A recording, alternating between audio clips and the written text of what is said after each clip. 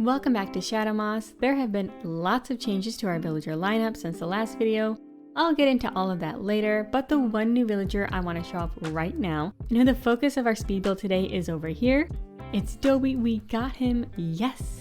I love old dogs, and Dobie is an old wolf, so that's the next best thing. I am so glad we have this cranky old man on our island now, so we're gonna make him the cozy farmhouse spot he deserves today. Initially, I was planning on having the farm over here, but I want more room than this, especially for our sweet Dobie. I was thinking of working on the town area next, but I am just not ready to try sorting it all out, so we're putting that off for another day. As you can see though, I did get rid of the disaster we had over here with the excessive amount of extra DIYs and items I had, so that's at least one step in the right direction for fixing this area. I had a yard sale on a Nookazon and got people to take a bunch of this stuff, and then whatever was left over, I pared it down to fit on this freebie beach area in front of my antique shop home that we did last time. I put a card here in case you want to watch this area come together too. This is a reasonable amount of free things to keep out, but we'll see if I can keep it contained to this area for long. I'm not holding my breath on that one. Today we'll be working on this area just across the bridge from my home. I'm wanting to make this into a farm for our little old man Dobie. I want there to be lots of water and functional plant beds over here. I'm thinking of maybe putting a little berry patch on the beach at the front and a duck pond towards the left. I want to have a few other areas over here too, so I'm not sure how much room we'll have for everything, and I don't have a super clear plan laid out for this Animal Crossing build, but let's just get started and see what we're able to pull together. The first thing to do over here was to clear out this area. After my last few Animal Crossing speed builds, I was running super low on bells, so I threw down a bunch of produce plants over here so that I could work on harvesting them to build up my savings. I time traveled and played through like a whole month in game since the last video, and I earned a decent amount from this messy farm plot. I have lots more building to do though, so I definitely want this new farm to be functional still so I can keep earning those bells. So yeah, I have so many extra crops and flowers littering this island. I plan on using a lot of them eventually, so I want to keep them, but they do make everything look a bit out of control in the meantime. Oh well, it is what it is. Let's just focus on the pretty parts that I'm fixing up, and we'll sort that mess out later.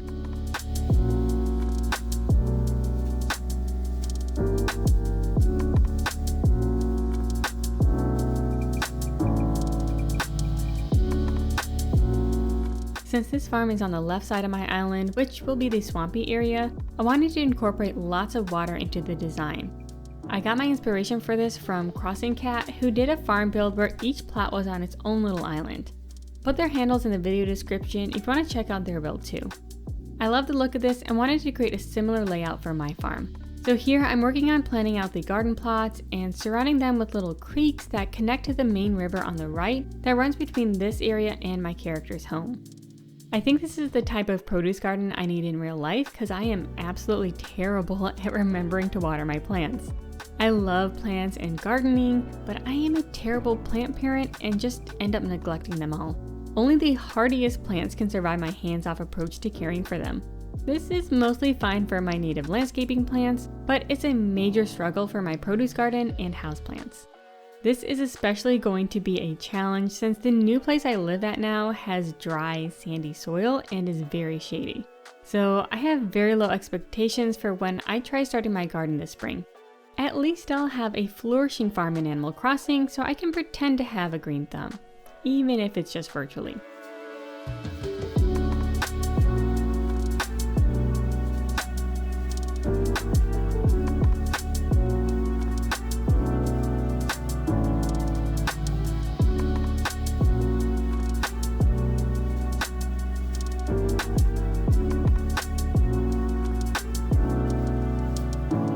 Next up was to move Dobie's house over to this spot. He actually moved to Shadow Moss since the last time y'all were here.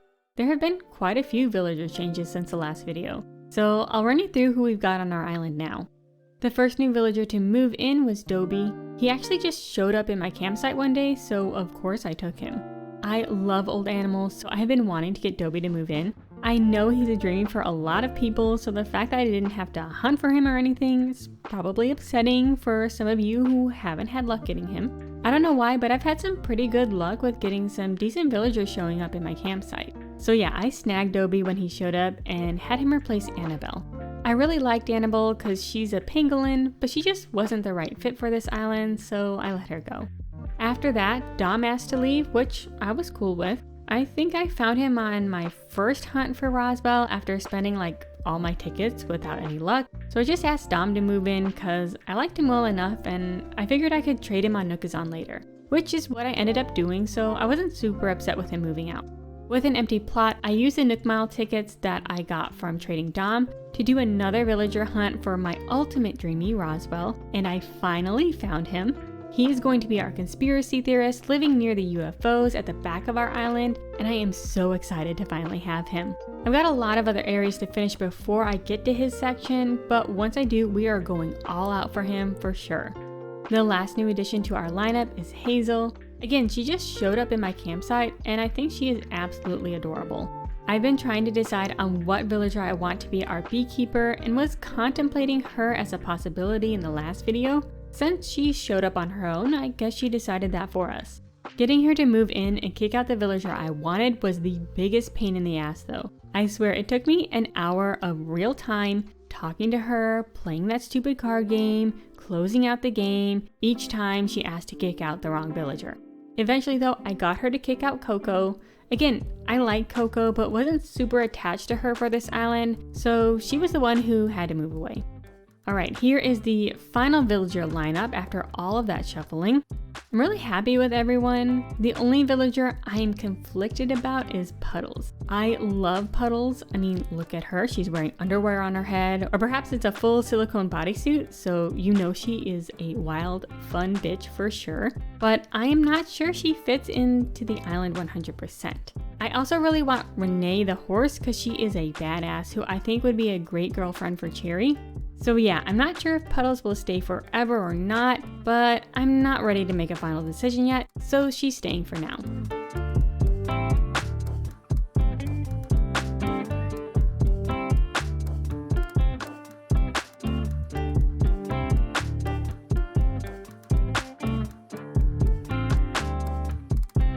Each of these garden plot islands has a different one of the 2.0 crops on it. I tried to keep a balance between having them be completely aesthetic and solely functional. So all of the crops are fully accessible, but I did leave a few spots blank to add in some decorative items to each garden bed.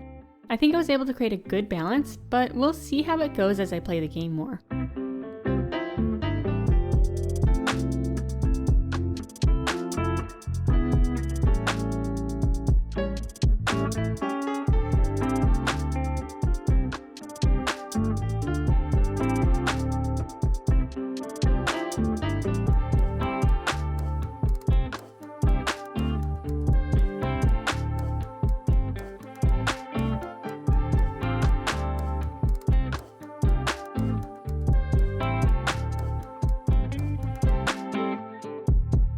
On the left side here, I wanted to include a little duck pond, so I extended the water around the garden plots for this.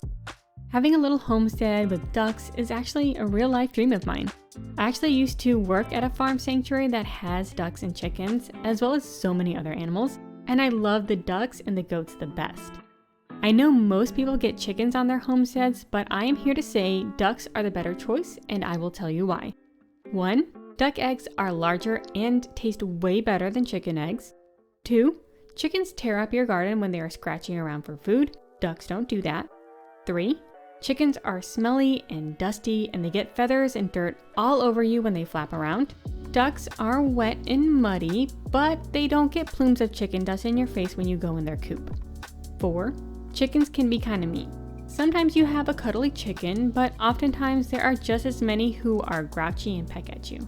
Ducks are kind of wimps and don't usually try messing with humans. My spouse actually had a duck growing up who used to hang out with their goose and thought that he was just as tough as the goose, so he tried intimidating people, but the second they would turn around at him, he'd run and hide behind the goose. So yeah, ducks are not a threat. And 5, ducks are way cuter than chickens. Chickens can be sorta pretty, but they're kind of boring. Ducks always act so silly and they make much cuter sounds than chickens. Especially bowling pin ducks, or they're also called Indian runner ducks. They are so goofy in how they look and move. If you haven't seen them before, definitely look them up. They are adorable. So yeah, thanks for coming to my talk about why ducks are far superior than chickens and why it's practically a crime and how underrepresented they are on home farms. But yeah, that is my long-winded way of saying that we've got a duck pond over here.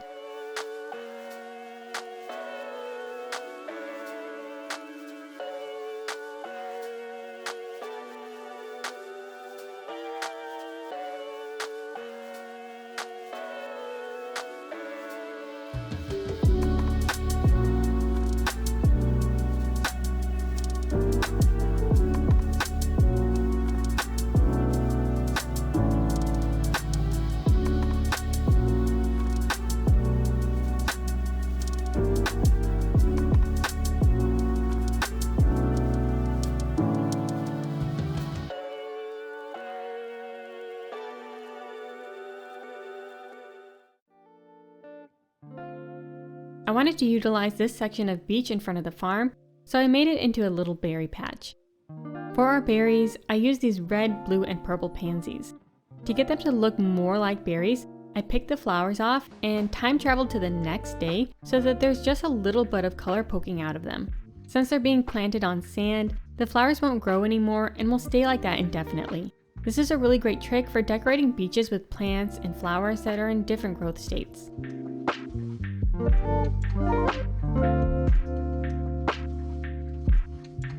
I use these barbed wire fences to act as trellises for the berry bushes since you'd want to grow things like raspberries and blackberries on them in real life, and it definitely helps this area look more like a real berry patch.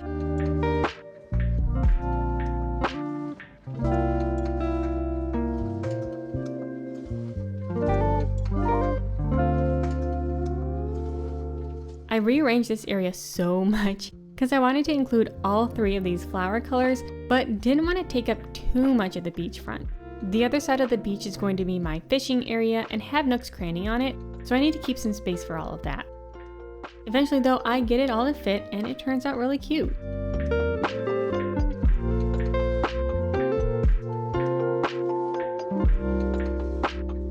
Since this garden is on the beach, it's going to need to be watered quite frequently, so I made sure to put plenty of watering methods over here. This bamboo noodle slide looks like it could be a tool that's being used to redirect water from the creek or the well onto the plants. Plus, I just like the item, so I wanted to fit it in here somehow, and this made sense to me.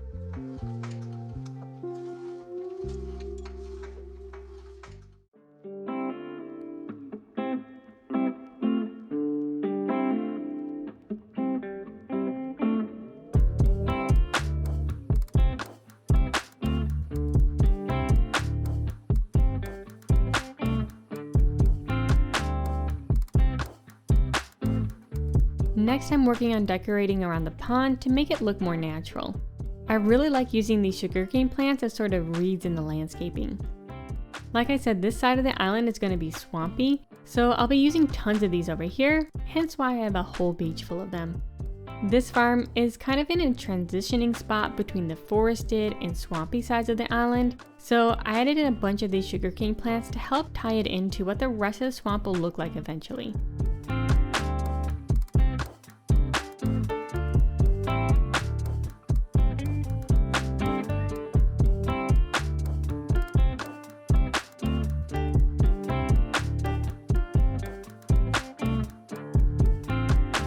I'm just putting some finishing touches on the rest of this area, and then I'll be painting the pathing after that. So let's go ahead and jump into the final tour so you can get a look at how this farm turned out in the end.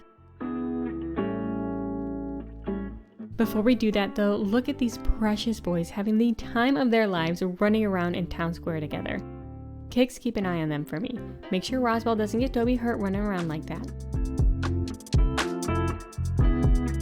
Alright, let's take a look at this farm for our favorite old man, Dobie.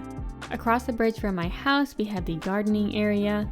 I put a few of those rusted windmills at the back there and used lots of worn wood swatches to make this farm look older and lived in. Though even new stuff doesn't stay pristine looking for long on a farm. You can get to all the plants on these little islands, so it's functional while still being nice to look at.